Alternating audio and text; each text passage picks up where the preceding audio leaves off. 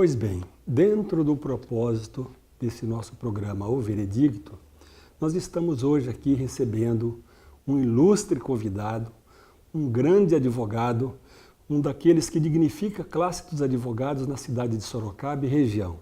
Professor universitário de Direito Empresarial, responsável pelo Núcleo de Prática Jurídica da ESANC, que é uma referência no ensino jurídico no Brasil, e o que é muito mais importante, advogado combatente, que é o nosso mestre, nosso amigo, o professor, doutor Carlos Sanches, que é mestre também em educação e que hoje, dentro do tema que se encontra no Código, se insere no Código Civil e em outros ordenamentos jurídicos, nós vamos discutir, em rápidas palavras, a questão relativa ao dano moral. Apresento aos telespectadores, ao público, ao povo, esse uso do saber jurídico, principalmente para aqueles que não puderam frequentar um curso de Direito, o professor Carlos Sanches, que em breves palavras irá fazer a sua apresentação. Agradeço o convite, a oportunidade de falar em Direito, que é sempre muito agradável, muito gostoso. E vamos tratar hoje do tema dano moral, num pouquíssimo tempo que nós dispomos, até porque poderíamos falar disso por horas e dias, que é um tema muito interessante que afeta todas as pessoas. O que é dano? E o senhor tem a palavra do tempo necessário para esclarecer as diversas formas do dano que se encontram no nosso ordenamento jurídico, professor. Perfeito.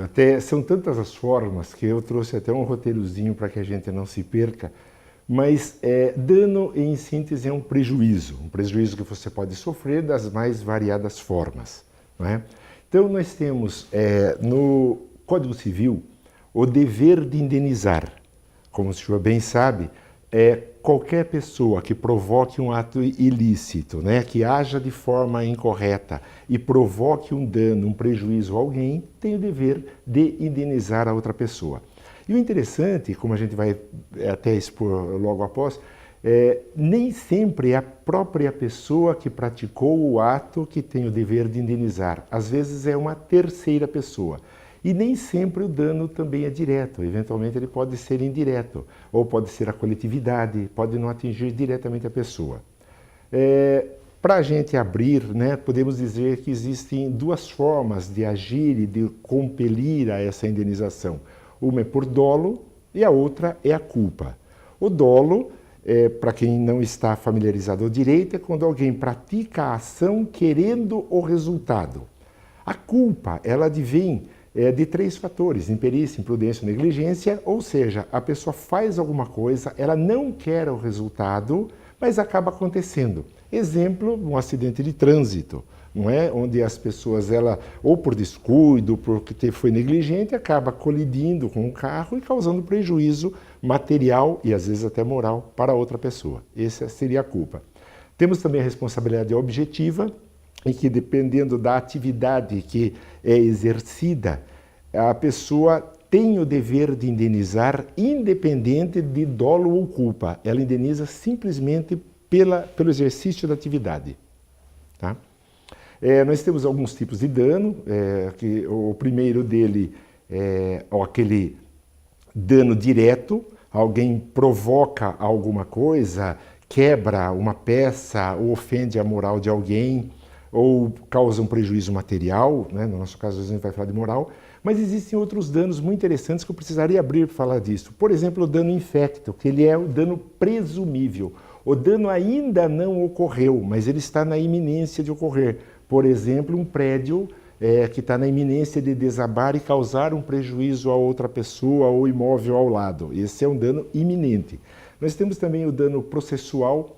Muitas vezes, infelizmente, a parte litiga com má fé.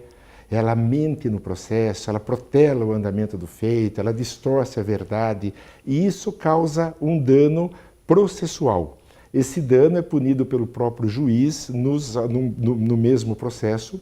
Nós temos um outro dano que raramente a gente encontra, que é no caso da insolvência do credor, ou seja, a pessoa deve mais do que possui, tem um patrimônio menor do que suas dívidas, e isso pode causar um prejuízo para aquele que não recebeu. Também enseja o dano anulando os atos praticados pelo outro. E o dano contratual, que é muito comum, né, por descumprimento de uma cláusula contratual. Tá? Eu gostaria de falar também só sobre a responsabilidade direta ou indireta, que o que a gente sempre imagina é que aquele que causa o dano tem o dever de indenizar, e nem sempre é assim. Às vezes o filho menor de 18 anos que vive com os pais, ele quebra uma vidraça ou ele ofende alguém. O pai será responsável pela indenização. Na mesma situação, os empregados, uma coisa que aí poucas pessoas conhecem realmente, os hóspedes de um determinado hotel, né, se ele pratica algum ato que prejudique outras pessoas, o dono do hotel é responsável pela indenização, a título de educação, inclusive, é como a lei trata, o dono do animal, o proprietário do edifício e, às vezes, inclusive, o morador de um determinado local, né, por excesso de barulho, por causar alguma coisa que prejudique os seus vizinhos. Perfeito, professor Carlos. Aqui, pelo que observei que o Dr. Carlos Sanches disse, nessa primeira inserção dele nessa questão do dano, ele falou basicamente de dano material. Perfeito. Não é verdade, professor? Exato. Né? Mas fora o dano material, que é justamente aquela que conforme foi muito bem esclarecido aqui, não há necessidade da gente acrescentar alguma coisa, né? Nós vamos falar também, professor, que é o objetivo do programa hoje, a questão relativa ao dano moral. Perfeito. E em relação ao dano moral, o senhor está com a palavra para poder fazer, inclusive, fazer aí um histórico, né? Porque nós sabemos que até 1988 não estava previsto na nossa Constituição Federal, o nosso Código Civil, que passou a vigorar em 2002, também já não trazia e tal, mas a jurisprudência, que são as decisões dos tribunais, já entendia que o dano moral, que era encontrado em todas as legislações do mundo todo, principalmente nos Estados Unidos, então os tribunais eles já vinham concedendo. E sendo os tribunais uma das fontes do direito, né, quando o legislador resolve criar lá a nova Constituição através da Assembleia Constituinte, quando em 2002 é criado o Código Civil Brasileiro, se insere dispositivos expressos autorizando daí aquilo que a jurisprudência já dizia a respeito do dano moral. E é sobre o dano moral que eu passo a palavra para o senhor agora. Perfeito, muito bem colocado. Inclusive, o dano moral, assim como o dano material, é interessante porque pode ser sujeito, né, do dano, não só as pessoas naturais, as pessoas físicas, mas também as pessoas jurídicas, as empresas e, por vezes, a coletividade. Pode sofrer o dano moral, assim como de uma forma até mais intensa que o dano material. O dano moral, em síntese, é aquele que afeta a honra, a privacidade, a dignidade, a imagem da pessoa humana, tá certo? Não necessariamente da pessoa humana, como a gente acabou de dizer, mas também, por extensão, da empresa, que é considerada uma pessoa jurídica, tá certo? Então é muito interessante que o primeiro registro que nós temos do dano moral, ele vem lá do primeiro registro que a gente tem de uma lei escrita, né, do Código de Hammurabi, lá na Mesopotâmia. Já lá vigia a lei de Talião, que é aquela que diz olho por olho, dente por dente, mas interessante que, como eles eram comerciantes muito hábeis, eles também tinham interesse em, se ele era ofendido, e não de ofender a pessoa, mas receber uma retribuição financeira para compensar a ofensa. E nós tivemos na Grécia, em Roma, né, pela injúria, pelo furto. A própria Bíblia trata, em Deuteronômio, da humilhação da mulher que, ao se casar, é apontada pelo marido como não sendo virgem. Se os pais demonstrassem que o era, os pais e a moça teriam direito a uma indenização. A Bíblia trata dessa indenização por dano moral. Na Idade Média a gente passou com base no direito canônico, e no Brasil foi muito interessante porque em 1912 nós tivemos, e depois do Código Civil de 1916, a gente tinha a previsão do dano moral, mas especificamente para acidentes ferroviários. Nenhum outro dano moral havia no Brasil. Muito interessante isso.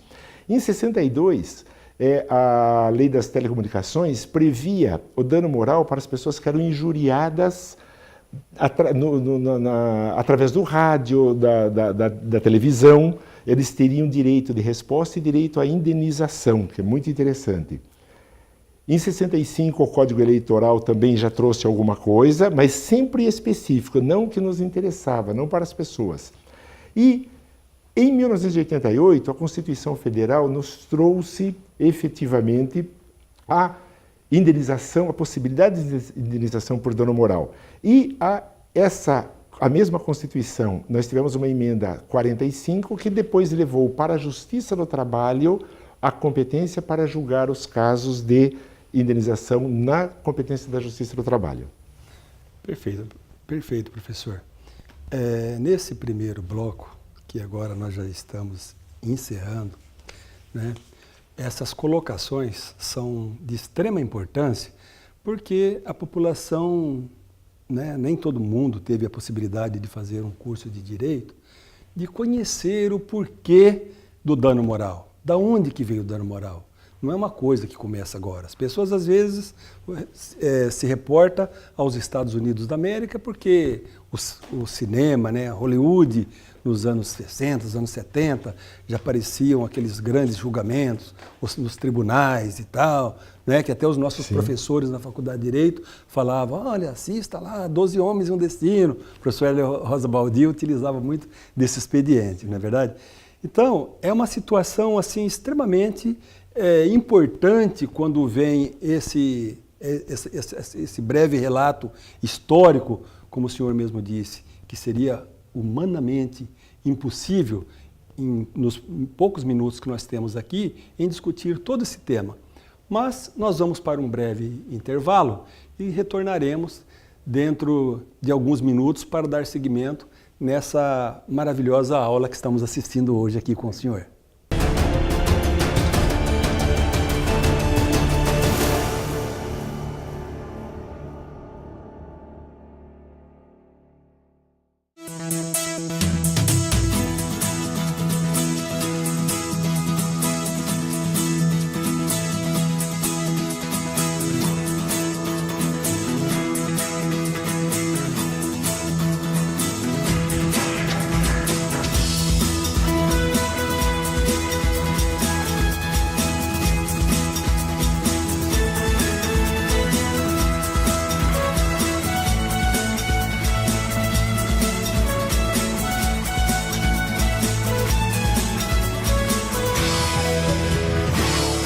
Nós esperamos você diariamente aqui, no canal 24 da NET. Sejam bem-vindos. Sejam todos bem-vindos.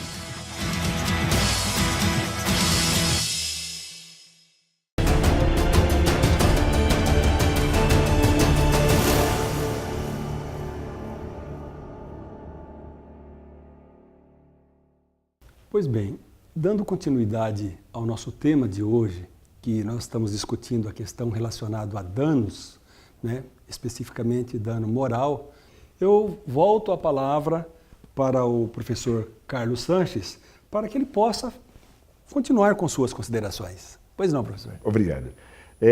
Até pegando um gancho do que nós conversamos no bloco anterior, não é? Vale lembrar que aqueles países que já não são mais comunistas, mas têm aquela origem comunista, como Hungria, Rússia, não existe o Instituto do Dano Moral, ao contrário dos Estados Unidos, dos países dito capitalistas, né? Mas é interessante que onde cabe o dano moral? Muitas vezes nós fazemos algumas coisas que são ensejadoras de um pedido de indenização e a gente não se dá conta, a gente precisa tomar muito cuidado com isso. O mais comum, o que a gente encontra nas redes sociais, as pessoas ouvem alguma coisa, veem alguma notícia, não checa, não toma esse cuidado e divulga, e compartilha, e comenta, às vezes até de forma agressiva, e não é verdade o que aconteceu. E mesmo que seja verdade, não pode propalar isso. Então, é muito comum hoje as pessoas que compartilham alguns fatos, que divulgam, serem chamadas a indenizar por auxiliar no dano que a pessoa sofre, tá? Temos alguns casos também muito comuns, né, no direito civil, atraso de voo, perda de bagagem pela companhia. Às vezes a perda de bagagem ela acontece na volta, então só existe um dano material, mas às vezes é na ida. Eu presenciei um caso, por exemplo, em que um casal ia fazer um cruzeiro de 15 dias no navio, levou roupas elegantes para fazer o cruzeiro e foram extraviadas as roupas, eles não tinham como se vestir no navio. Então isso enseja um prejuízo moral enorme, não é um constrangimento terrível, o tempo não volta. Cirurgias, danos estéticos, já com relação ao Código de Defesa do Direito do Consumidor, por exemplo, muito comum o protesto indevido de título ou produtos que recebem, vêm com defeitos, produtos perigosos que não vêm com o devido alerta. E tivemos inclusive um caso, eu não sei se o senhor se lembra, nós tivemos um caso de uma publicidade de uma empresa de Sorocaba que foi ofensiva à classe dos advogados. E o Dr. Joel de Araújo, na condição de presidente da OAB, foi acordado às 6 horas da manhã, comigo reclamando, porque me senti ofendido com o anúncio. Prontamente foi até a empresa, conseguiu um direito de resposta e pediram desculpas para os advogados, mas aquilo atingiu a minha moral, a minha e dos meus colegas advogados. E eles se desculparam. Lembra-se disso? Lembro, perfeitamente. Perfeito. No direito do trabalho, a gente acompanha muito isso, principalmente em equipes de vendas, que colocam os vendedores que não atingem um determinado nível, né, aquela meta, em situações constrangedoras, ou o chefe, não o líder, o chefe, aquele que vai e humilha o funcionário publicamente, ou tira da função e coloca num canto isolado, né, isso causa um constrangimento também. Nós temos no direito de família uma situação bastante nova, Dr. Joel, com relação ao chamado abandono afetivo. Antes, o filho, o pai, o avô que tinha negado a convivência da pessoa pedia um dano moral e não era admitido. Hoje, o Superior Tribunal de Justiça entende que existe o dever de cuidado e, portanto, quando ele é abandonado materialmente, também é abandonado moralmente. Ele deveria cuidar porque é a obrigação da família. Com relação à traição, que é uma coisa que acontece muito, não é? Então existe, a gente até considera como se fosse possível, mas a traição simples e a complexa. A traição simples é moralmente reprovável, mas ela não enseja a indenização. Agora, aquela traição que magoa, que ofende, que humilha publicamente, que causa um dano à imagem, ao nome da pessoa, essa merece o dano moral e é atribuído o dano moral. O Estado também pode ser condenado por dano moral, às vezes por uma abordagem policial mal feita ou com exagero, ou aquele funcionário público que trata mal a pessoa com descaso, não é? Também é passível, e próprio Estado. São apenas alguns exemplos. E existe, é muito interessante, e isso eu gostaria de mencionar, o dano moral coletivo, onde eu, especificamente, não sofri um dano moral, eu sofri um transtorno, que a gente vai abordar depois, não é? Mas a coletividade teve um dano moral. Por exemplo, teve uma greve dos metroviários de São Paulo, que foi considerada ilegal e que causou enormes prejuízos para a coletividade. O sindicato foi condenado a pagar 450 cestas básicas para uma instituição de caridade, não é? O Código de Defesa do Consumidor também prevê nós tivemos um caso de uma loteria falsa, as pessoas compravam as cartelas e jamais ganhariam os prêmios, né? Foi muito conhecido, muito famoso, o caso do Totobola. Eles foram condenados também a indenizar moralmente e foi para um fundo de defesa do consumidor. E só como curiosidade, no Big Brother, algumas edições atrás, nós tivemos um rapaz que foi eliminado por uma suposta prática de um ato que contrariava as normas. E depois constatou-se que ele não fez. Então ele teve direito a uma indenização por dano moral, pela perda da chance, porque ele poderia ter ganho o concurso e perdeu essa oportunidade. Ele recebeu 50% do prêmio que seria destinado se ele fosse vencedor. Foi o que o juiz achou equilibrado. Muito bem. Por isso a importância, né, da gente saber da convivência com essas questões jurídicas relacionadas ao dano moral. Então nós temos efetivamente que tomar cuidados, e principalmente quando o professor Carlos Sanches abordou essa questão de compartilhamento, porque isso acontece muito na internet, o famoso Dr. Google, né? Não tem problema a gente falar aqui, porque nós não estamos criticando ninguém. Sim. Mas o cidadão hoje, ele, antes de consultar um advogado, ele consulta um advogado, ele vê ali as opiniões do advogado e depois ele vai consultar um determinado site que dizem coisas que não tem nada a ver com aquilo que foi dito pelo profissional. E assim também os médicos reclamam muito disso, enfim, todas as profissões estão ali.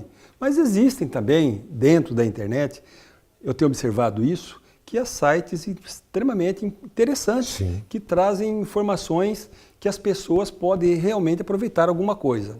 Mas nunca, em se tratando de direito, melhor do que procurar um advogado, não é, sem doutor dúvida. Carlos?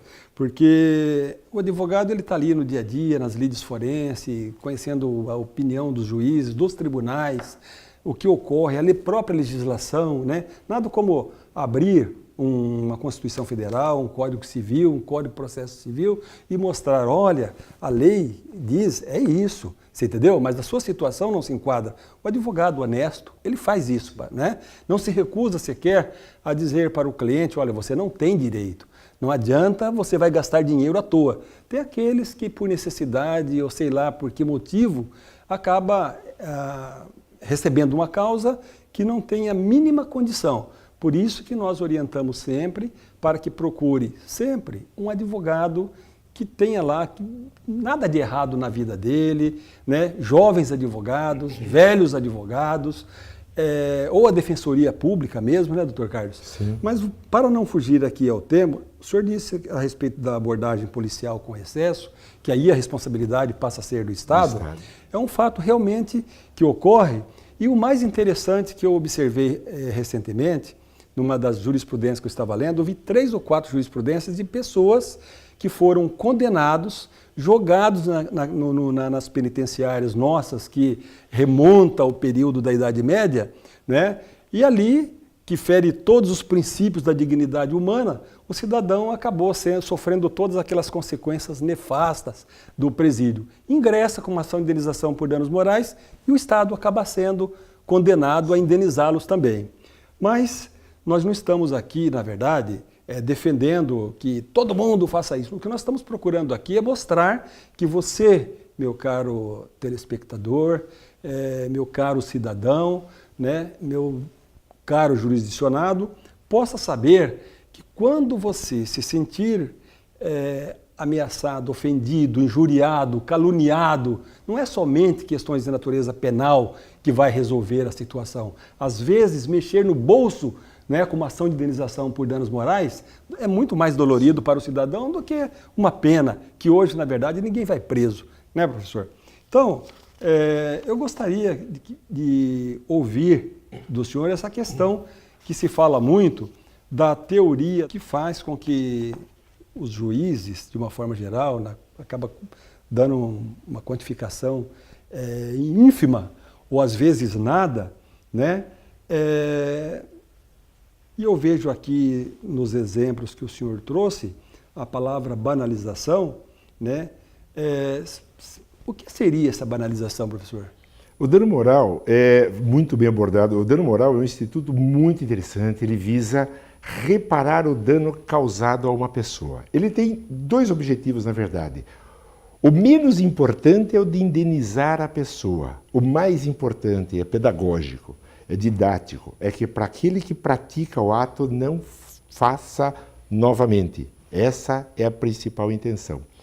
E a dificuldade de quantificar o dano moral é muito grande. O dano material é fácil, você faz um cálculo e sai.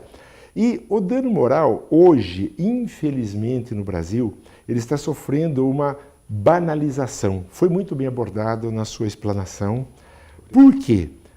A parte muitas vezes ela sente um constrangimento, ela sente um transtorno e ela quer uma indenização por dano moral. Às vezes, porque realmente está magoada, às vezes porque ela só vê uma oportunidade fácil de ganhar dinheiro e às vezes ela é conduzida pelo Dr. Google, não é? Que orienta e vai e ela é estimulada a fazê-lo. Nós tivemos alguns casos, por exemplo, todos verídicos. Nós temos um caso, por exemplo, de uma empresa que estava se reorganizando, reestruturando, e ela precisava manter alguns funcionários fora da empresa, pagou todos os direitos trabalhistas e o funcionário se sentiu magoado. Uma outra moça, só como segundo exemplo, ela se candidatou ao emprego, ao trabalho de faxina, trabalhou 4 dias e sentiu-se moralmente ofendida porque ela se sentia constrangida sendo faxineira. Não entendo que nenhum trabalho seja humilhante, principalmente o que ela escolheu. Então essa banalização é bastante complicada, não é? Então os juízes, às vezes, eles se deparam com um caso que deve ser indenizado, mas eles ficam preocupados. Pois não, professor. Eu vejo aqui também, né, a questão da sedução da mulher maior, funcionária pública, de boa formação escolar, com promessa de casamento. As pessoas podem pensar que a gente está falando aqui coisas que nada tem a ver, mas são coisas do cotidiano, que realmente ocorrem e acontecem e que as pessoas se socorrem. Por exemplo, já tivemos casos lá no escritório de pessoas que estavam com o casamento marcado, às vésperas o noivo foi e falou que não iria casar mais. Claro que numa situação dessa a pessoa tem direito de socorrer o judiciário.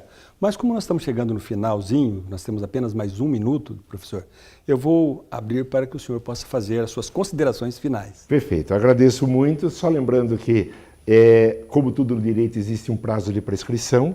No direito civil é de 3 anos, no direito do consumidor é de 5, portanto não deixe passar o tempo. E recomendo a todos que se sentirem ofendidos, que procurem um advogado competente, um advogado de confiança. Se não tiver condições financeiras de contratar advogado, que procure, vá até a Procuradoria do Estado, que auxilia com advogados, indica advogados. O Núcleo de Práticas Jurídicas da ISANC, que eu coordeno, também recebe as pessoas para isso, assim como outras instituições, outros cursos de Direito de Sorocaba, prontamente irão atendê-los. Obrigado, Dr. Gel, pela oportunidade. Bom, eu que agradeço, professor Carlos Sanches, pela sua belíssima aula hoje explanada aqui. Agradeço ao telespectador, o nosso alvo, né, dessa programação do Veredito, e rogo a Deus para que Ele continue iluminando a todos nós, para que nós tenhamos sucesso. O veredito, quem dá, é você que nos assistiu. Muito obrigado.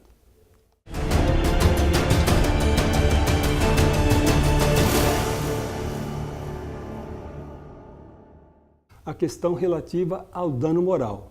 Apresento aos telespectadores, ao público, ao povo, né, que o uso do saber jurídico, principalmente para aqueles que não puderam frequentar um curso de Direito, o professor Carlos Sanches, que em breves palavras irá fazer a sua apresentação.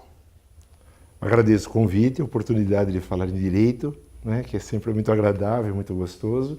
E vamos tratar hoje do tema dano moral, num pouquíssimo tempo que nós dispomos, até porque poderíamos... Responsável pelo Núcleo de Prática Jurídica da ISANC, que é uma referência no ensino jurídico no Brasil, e o que é muito mais importante, advogado combatente, que é o nosso mestre, nosso amigo, o professor, doutor Carlos Sanches, que é mestre também em educação e que hoje, dentro do tema que se encontra no Código, que se insere no Código Civil e em outros ordenamentos jurídicos, nós vamos discutir, em rápidas palavras, o dever de indenizar. Como o senhor bem sabe, qualquer pessoa que provoque um ato ilícito, né, que haja de forma incorreta e provoque um dano, um prejuízo a alguém, tem o dever de indenizar a outra pessoa. E o interessante, como a gente vai até expor logo após, nem sempre é a própria pessoa que praticou o ato que tem o dever de indenizar. Às vezes é uma terceira pessoa. E nem sempre o dano também é direto, eventualmente ele pode ser indireto, ou pode ser a coletividade, pode não atingir diretamente a pessoa. Falar disso por horas e dias, né? Que é um tema muito interessante que afeta todas as pessoas. O que é dano? E o senhor tem a palavra do tempo necessário para esclarecer as diversas formas do dano que se encontram no nosso ordenamento jurídico, professor. Perfeito. São tantas as formas que eu trouxe até um roteirozinho para que a gente não se perca, mas dano, em síntese, é um prejuízo que você pode sofrer das mais variadas formas. Não é? Então, nós temos no Código Civil o